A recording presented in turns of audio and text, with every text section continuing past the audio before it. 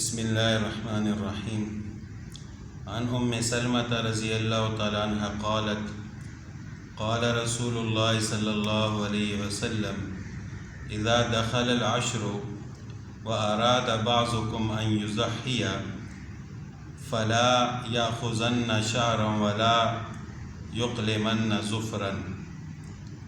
حضرت ام سلمہ رضی اللہ تعالیٰ عنہ سے روایت ہے، فرماتی ہیں کہ رسول اللہ صلی اللہ علیہ وسلم نے ارشاد فرمایا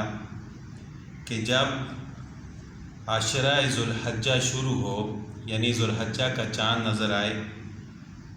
اور آپ میں سے کوئی شخص قربانی کا ارادہ رکھتا ہو، یعنی اس پر قربانی واجب ہو، اس نے قربانی کرنی ہو، تو اس کو چاہیے کہ وہ قربانی تک نہ بال کاٹے اور نہ ناخن کاٹے۔ اور یہ اس شخص کے لیے ہے کہ جس نے قربانی کرنی ہو، یعنی جس پر قربانی واجب ہے، اور جس شخص پر قربانی واجب نہیں ہے، اس نے قربانی نہیں کرنی، تو اس کے لیے یہ حکم نہیں ہے۔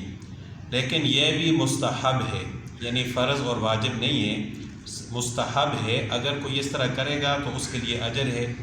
اگر نہ بھی کرے تو اس کے لیے گناہ نہیں ہے۔ اگر کوئی شخص قربانی کرنے کے باوجود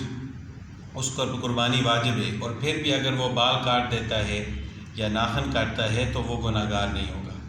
لیکن اگر اس حدیث پر عمل کرے گا تو اس کے لیے اجر و ثواب ہے، یہ مستحب ہے۔ اور یہ اس لیے ہے کہ تاکہ اس کی مشابہت حاجیوں کے ساتھ ہو جائے، جس طرح حاجیوں کے لیے احرام کی حالت میں بال اور ناخن کاٹنا جائز نہیں ہے، تو یہ اس وجہ سے ہے کہ تاکہ اس کی مشابہت بھی حاجیوں کے ساتھ ہو جائے، وہ بھی اپنے بال اور ناخن نہ کٹوائے۔ لیکن اگر کوئی شخص قربانی نہیں کرنا چاہتا تو اس کے لیے مستحب نہیں ہے کہ وہ بال اور ناخن نہ کٹوائے۔ تو جو شخص قربانی کا ارادہ رکھتے ہیں، ان پر قربانی واجب ہے، تو ان کو چاہیے کہ وہ ذو الحجہ کا چاند نظر آنے سے پہلے اپنے بال کٹوا دیں اور اپنے ناخن کاٹ دیں، تاکہ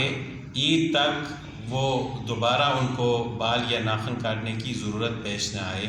اور اس حدیث پر عمل کرتے ہوئے وہ اجر و ثواب حاصل کر لیں۔ اللہ تعالیٰ عمل کرنے کی